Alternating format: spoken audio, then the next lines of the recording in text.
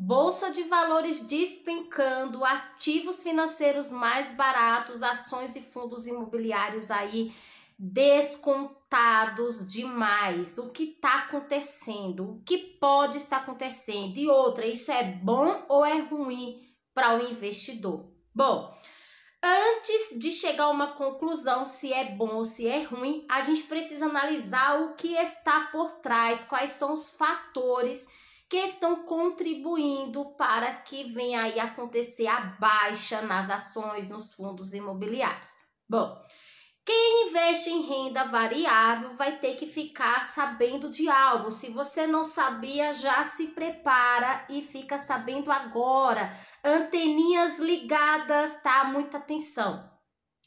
Quem investe em renda variável, quem quer começar a investir, tem que saber que você está correndo o risco de mercado. O que esse risco de mercado ele faz? Ele faz o preço dos ativos, ó, subir, descer. É essas oscilações que faz aquele gráficozinho lá na bolsa, ó, descer, subir, tá tudo bem? Estabiliza, é isso aí. Bom, primeiro, a gente tem que saber que dentro do risco de mercado tem dois subtemas que eu vou falar agora. É o risco sistêmico e o risco não sistêmico. Vera, que trem de palavrinhas é essa? Pois é, essas oscilações estão sujeitas ao risco sistêmico, que são aquelas informações, aqueles acontecimentos que abrangem todo o sistema financeiro, muitas vezes global ou de um determinado país, tá? Por exemplo, o que nós tivemos aí final 2019, 2020, ainda estamos arrastando aí pandemia, né? Fez aí os ativos das bolsas mundiais aí despencarem. Isso é chamado risco sistêmico. Não importa, né? Todo tá vulnerável a passar, a sofrer, né? As suas situações que vão acontecer, tá bom? Agora vamos falar um pouquinho do risco não sistêmico. Risco não sistêmico, pessoal, é aquele que ele vai atingir o quê? Um determinado setor ou uma determinada empresa. E isso se deve ao quê? A má gestão, informações bombásticas, verídicas ou não, né? Até se provar o contrário, o mercado, ó, caiu, subiu, enfim.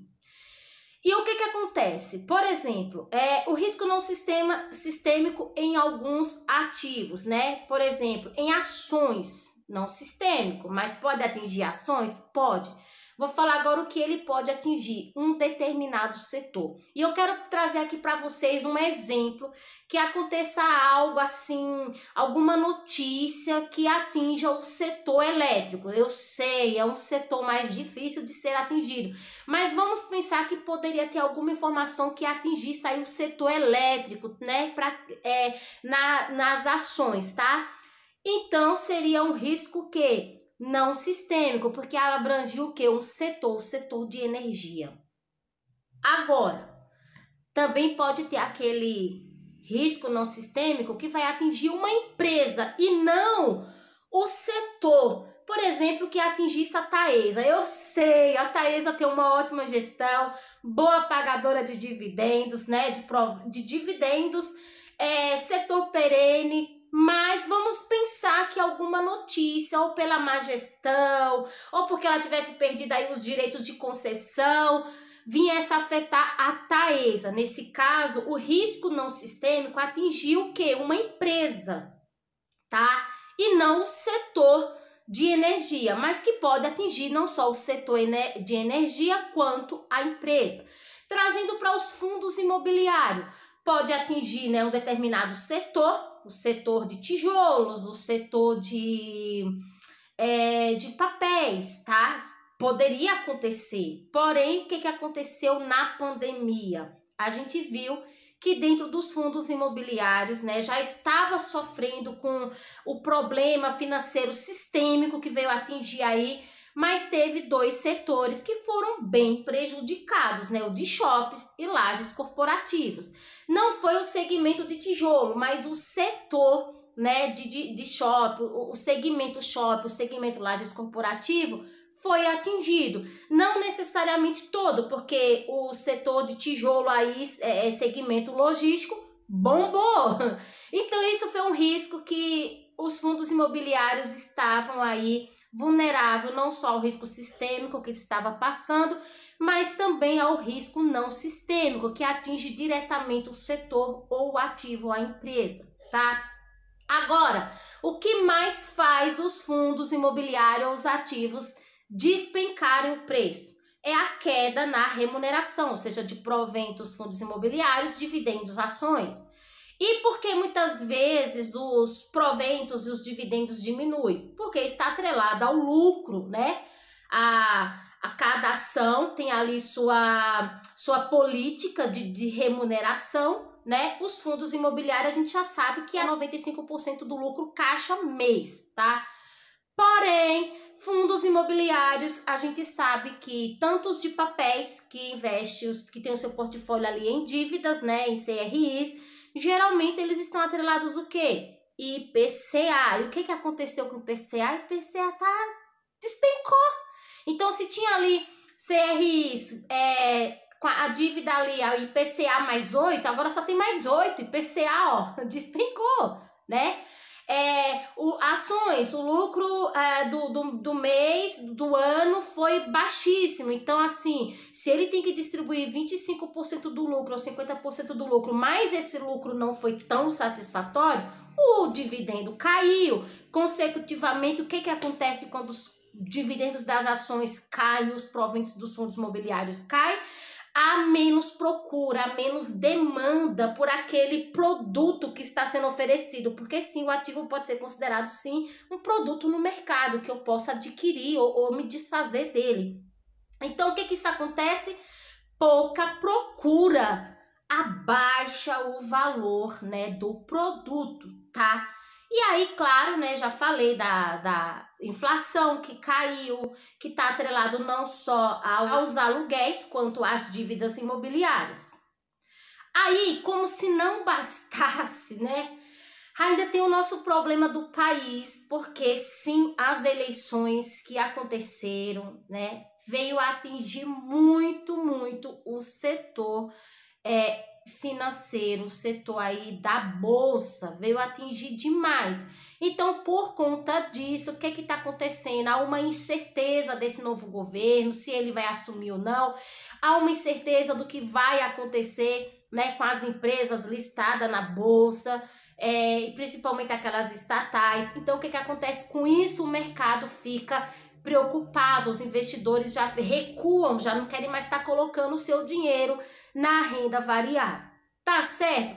Se a pessoa está com receio, tá certo, ela tem que fazer o que para ela é certo. Lembrando, esse vídeo não é uma recomendação de compra ou venda de ativos, gente, pelo amor de Deus, tá? Cada vídeo é pra gente analisar, pra gente estudar, é a nível de conhecimento. Agora eu preciso te pedir uma coisa, tá gostando do vídeo até aqui, ó? Deixa seu like, por favor. Faz aquele comentário assim, ó, que agrada a velhinha, tá bom? Não é sempre que você vê uma diarista investidora por aí, mas eu sei que deve ter muitas, né? Amém. E o que acontece? As coisas, os valores fizeram os ativos despencar. Agora, é bom? Pode ser que seja. Porque imagina que quem tem dinheiro ali numa reserva de oportunidade, vê aquele ativo que lhe interessa, que gosta, e sabe que o ativo, a ação é boa, porém ela está descontada por quê? Por conta das informações, sistêmica ou não sistêmica, mas ela sabe que aquela empresa é boa, aquela empresa distribui seus proventos, seus dividendos, remunera bem, é sempre certinho ali com a sua política de remuneração, de distribuição de rendimentos. Então, o que a pessoa faz? Opa, para mim é uma oportunidade, vou lá comprar mais.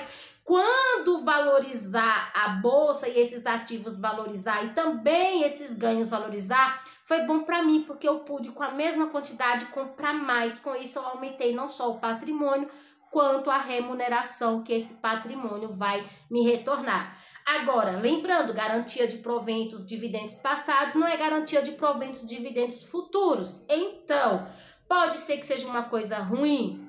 Pode.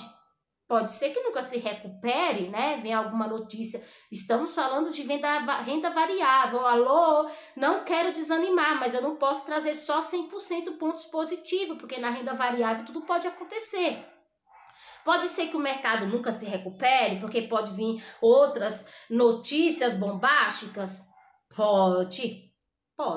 Então, pode ser bom e pode ser ruim. A gente nunca vai saber, né? Mas em muitas situações passadas, o que a gente viu ao longo do tempo foi que um dia se recuperou. E quem não vendeu, saiu no lucro. Porque além de valorizar os ativos e elevar o preço do patrimônio, o valor do patrimônio, relevou o quê?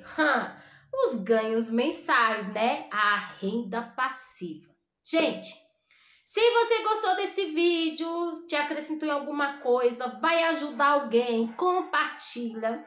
Aqui no meu canal tem o botão Valeu Demais. Se você achar que esse conteúdo valeu demais e quiser contribuir, claro, se você puder.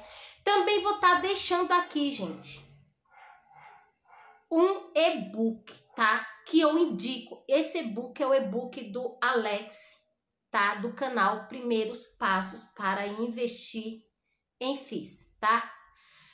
Aliás, gente, o Alex ele tem uma didática muito boa para você aprender, porque ele fala manso, tá? Ele fala, como é que eu posso dizer? Com cautela, para que você possa aprender, para que você possa memorizar direitinho, aprender e guardar aqui, tá? Então vai lá no canal do Alex também, vou estar deixando o link do canal dele aqui na descrição, dá uma força, ele ensina muito bem. E também tem um e-book criado pelo Alex. Se você comprar desse link aqui que está abaixo, você vai estar ajudando não só o Alex, como vai estar ajudando a mim. Porém, o maior ajudado vai ser você. Por quê? Porque conhecimento, meu bem, é o seguinte, é uma riqueza que ninguém tira de você, porque tá aqui, ó. Então, conhecimento é uma das... para mim, a primeira riqueza que você deve adquirir, porque é ela que vai te levar a outras riquezas. Você compreendeu? Também vou deixar aqui embaixo, se você quiser e puder, uma chave Pix para você me ajudar a contribuir com o canal, se você puder e quiser contribuir com R$1 ou R$2. Pelo amor de Deus, não vai tirar daquilo que vai te fazer falta, porque diante de Deus eu também não quero, tá bom? Esse foi o vídeo de hoje, gente. Até a próxima e que Deus abençoe muito as nossas vidas e cuide muito bem da sua saúde, viu? Mental e física. Porque sim, a mental ela é tão importante quanto a física, tá? Tchau!